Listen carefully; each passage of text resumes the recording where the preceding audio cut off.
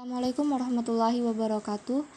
Yang terhormat Ibu Cahyo Dwi Andita MPD, kami dari kelompok 9 atas nama Rosdiana dengan NPM 204220043 dan Nupila Saliana dengan NPM 204220254 akan menjelaskan materi pembelajaran tematik integratif dan permata pelajaran berbasis keterampilan abad 21 dan proyek penguatan profil pelajar Pancasila.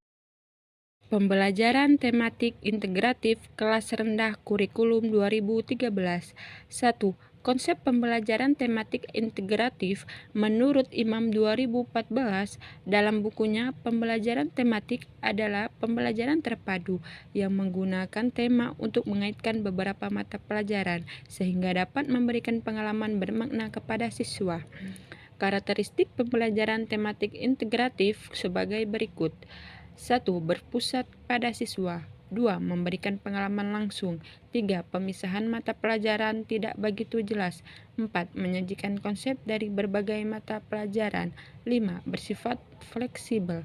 6. Hasil pembelajaran sesuai dengan minat dan kebutuhan siswa. Hal yang perlu diperhatikan agar pembelajaran tematik dapat berhasil, diantaranya yaitu tidak semua mata pelajaran harus dipadukan. 2. Dimungkinkan terjadi penggabungan kompetensi dasar lintas semester pada kelas yang sama. 3. Kompetensi dasar yang tidak dapat dipadukan sebaiknya tidak dipaksakan, namun dapat dibelajarkan melalui tema lain maupun disajikan tersendiri. 4. Kegiatan pembelajaran ditekankan pada kemampuan membaca, menulis, dan berhitung serta penanaman nilai moral. 5. Setiap kegiatan pembelajaran hendaknya selalu mempergunakan alat peraga yang sesuai dengan tujuan. 6. Tema dapat dipilih oleh masing-masing sekolah, disesuaikan dengan karakteristik siswa, minat, lingkungan, dan daerah setempat. 7. Agar pelaksanaan dapat optimal, jumlah peserta didik disesuaikan dengan jumlah guru di kelas. Khairuddin 2013. 2. Pembelajaran tematik integratif di SD atau MI. Pendekatan tematik integratif di SD atau MI dilakukan oleh sebab untuk kurikulum SD atau MI. Organisasi kompetensi dasar kurikulum dilakukan melalui pendekatan terintegrasi. Dalam pembelajaran tematik integratif ini, siswa SD tidak lagi belajar IPA, bahasa Indonesia, matematika, atau mata pelajaran lainnya. Akan tetapi, siswa belajar tema yang di dalam tema itu sudah mencakup seluruh mata pelajaran dan kompetensinya.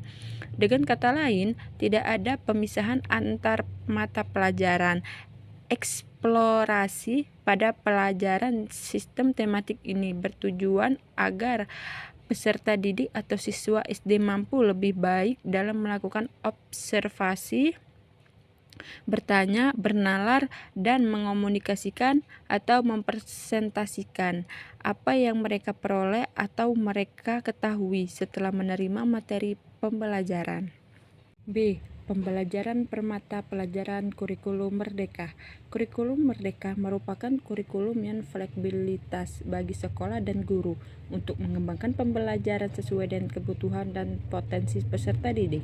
Dalam kurikulum merdeka, pembelajaran tidak lagi terpadu mata pelajaran yang kaku, melainkan lebih terintegrasi dan tematik. Karakteristik pembelajaran permata pelajaran dalam kurikulum merdeka. 1. Pembelajaran terpadu. 2. Pembelajaran berbasis proyek. 3. Pembelajaran berbasis masalah. 4. Pembelajaran berbasis pengalaman. 5. Pembelajaran berbasis minat. 2. Mata pelajaran SD kurikulum merdeka. Pendidikan agama dan budi pengerti, pendidikan Pancasila, bahasa Indonesia, matematika, pendidikan jasmani, olahraga dan kesehatan, seni dan budaya, meliputi seni musik, seni rupa, seni tari, dan lain-lain, bahasa Inggris dan muatan lokal. Struktur kurikulum pada pendidikan SD dibagi menjadi 3 fase, yaitu 1. Fase A untuk kelas 1 dan 2. 2. Fase B untuk kelas 3 dan 4. Fase C untuk kelas 5 dan 6. Secara keseluruhan, pembelajaran per mata pelajaran dalam kurikulum Merdeka lebih bersifat fleksibel, terpadu, dan berpusat pada peserta didik. Tujuannya adalah untuk mengembangkan kompetensi dan potensi peserta didik secara optimal, sesuai dengan kebutuhan dan konteks lokal. Selanjutnya, keterampilan abad 21. Belajar dalam konteks keterampilan abad 21. Berikut keterampilan belajar yang hendaknya dapat dikembangkan pembelajaran dalam konteks mempersiapkan tantangan kehidupan pada abad 21. Yang pertama, berpikir kritis dan pemecahan masalah. Yang kedua, kreatif dan inovatif. Yang ketiga, kolaborasi kerjasama tim dan kepemimpinan. Yang keempat, pemahaman lintas budaya dan keilmuan informasi, serta kecerdasan memanfaatkan media. Yang kelima, komputer dan pemanfaatan ICT. Dan terakhir, berorientasi menunjang karir dan belajar tentang kepercayaan diri. Dimensi kompetensi pembelajaran abad 21 ada 4. Yang pertama, dimensi pengetahuan, dimensi keterampilan, dimensi nilai dan sikap, dan dimensi tindakan. D. Proyek penguatan profil pelajar Pancasila atau P5.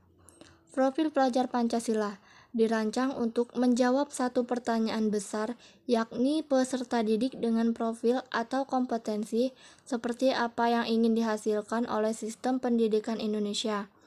Profil pelajar Pancasila memiliki beragam kompetensi yang dirumuskan menjadi 6 dimensi kunci. Yang pertama, beriman, bertakwa kepada Tuhan Yang Maha Esa, berakhlak dan mulia. Yang kedua, berkebinekaan global. Yang ketiga, bergotong royong. Yang keempat, mandiri. Yang kelima, bernalar kritis. Dan yang keenam, kreatif. Prinsip-prinsip proyek penguatan profil pelajar Pancasila.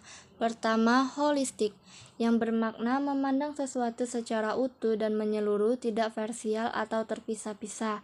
Yang kedua, kontekstual, berkaitan dengan upaya mendasar kegiatan pembelajaran pada pengalaman nyata yang dihadapi dalam keseharian.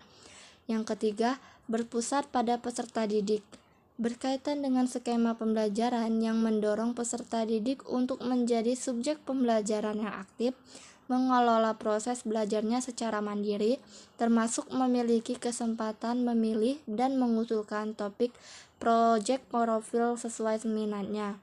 Dan terakhir, eksploratif, berkaitan dengan semangat untuk membuka ruang yang lebar bagi proses pengembangan diri dan inquiry, baik terstruktur maupun bebas. Berikut desain proyek penguatan profil pelajar Pancasila atau P5. 1. Membentuk tim fasilitator proyek profil. Kepala Satuan Pendidikan menyusun tim fasilitator proyek. Tim ini merencanakan dan melaksanakan kegiatan proyek untuk seluruh kelas. 2. Mengidentifikasi tingkat kesiapan satuan pendidikan. Kepala Satuan Pendidikan bersama tim fasilitator mereksikan dan menentukan tingkat kesiapan satuan pendidikan. 3.